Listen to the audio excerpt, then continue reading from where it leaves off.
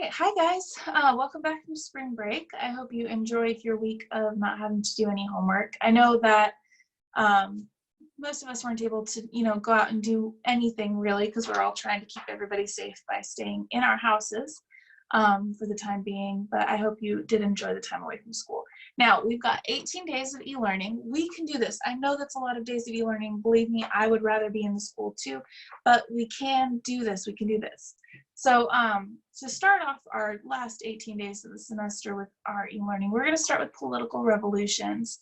So last week, or the week before spring break, we talked about other revolutions: industrial revolution, revolutions in transportation and communication.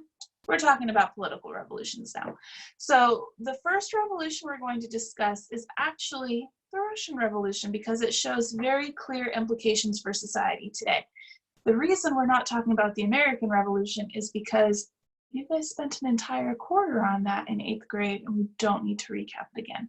So we're going to talk about the Russian Revolution and its impact on society today. So today, I'm going to give you an introduction to the Russian Revolution. You're going to read a short article. You're going to answer some questions. And that's it. That's all you got to do today. So I'm going to go ahead and share my screen with you so that way we can go over the introduction to the Russian Revolution. And then we will be good to go. All right. So we're going to talk about the Russian Revolution. All right, so the Russian Revolution is actually two revolutions. The first revolution is called the February Revolution, and the second is the Bolshevik Revolution. They both occur in 1917. You may notice that 1917 is a pretty big year in the world's history. This is in the middle of World War I. So World War I doesn't end for a little while longer, and World War I has a complete and direct relation to these two revolutions.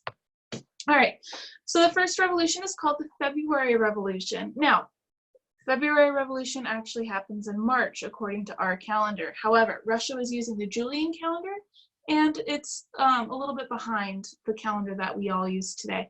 So on February 23rd on the Julian calendar, according to Russia, or March 8th, 1917, according to the rest of the world, there were a number of demonstrations that were taking place in Russia because of food shortages.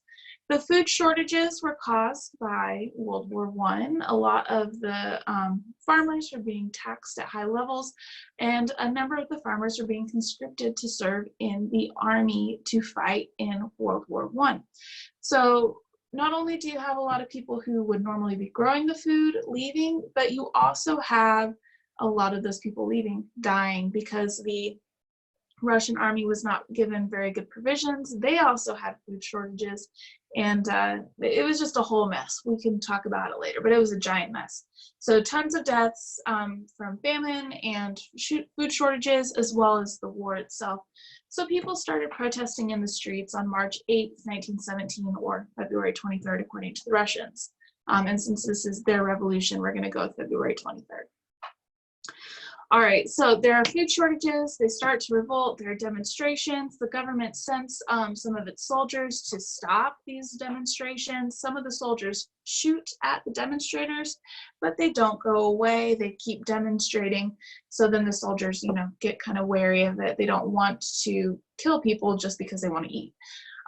So a few days later, so March 12th, according to the regular calendar, February 27th, according to everybody else, March 12th, according to our calendar, February 27th, according to the Russian calendar, Tsar Nicholas abdicates the throne, so he leaves the government. He's no longer the king, and they create a provisional government.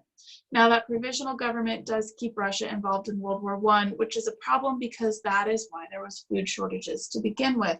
So people are not very happy with the provisional government. One of the groups of people that is not happy with the provisional government are the Bolsheviks. So the Bolsheviks are a political party in Russia. They believe in communism, and they are led by Vladimir Lenin, this guy.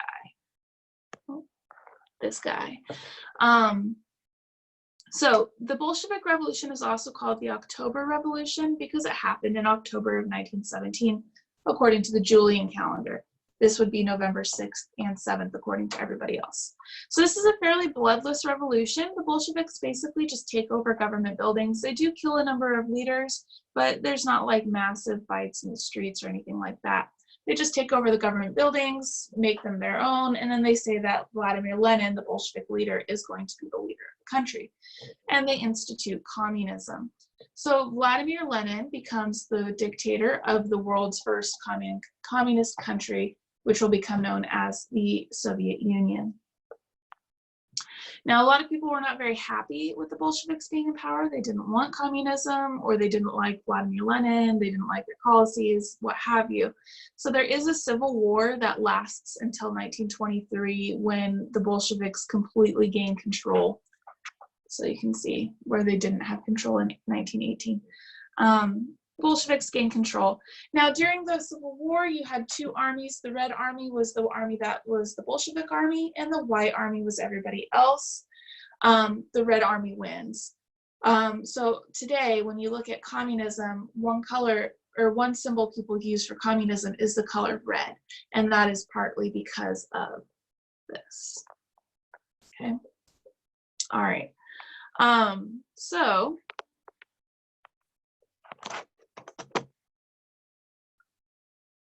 All right, so what you guys are going to do today is look at the consequences of the Russian Revolution. Now, if you go into the assignment today where you found this video, there is also an article for you to read called How the Russian Revolution Changed the World. And there are 10 questions for you to answer in an attached document. Make sure you answer those questions completely. There are 4 multiple choice questions and 6 short answers. Make sure, again, that you answer them completely. You don't necessarily need complete sentences, but you do need to answer all parts of the questions. So again, you'll see that in Google Classroom. So that's my psychology class. You'll see it in Google Classroom. Remember, always, always, always go to the classwork section. You'll see this e-learning Tuesday, April 7th. And you have our instructions for today. So the video you're watching right now, reading the article and answering the questions. All right. Now, again, most of you are doing a great job of getting your work turned in. The other group of you, I hope you're watching this video, make sure you turn your work in. If you're missing anything, still turn it in. You might get a late penalty on some of it, but you're still going to get credit. You have to get the credit so you can pass the class. All right, so there will be Zoom meetings today. If you have any questions, we'll go over this tomorrow, and we're going to start a political revolutions project on Thursday. So make sure you get the reading done, answer the questions, turn the questions in, and you're good to go. So I will talk to you guys later, and everything will be good. All right, see you guys.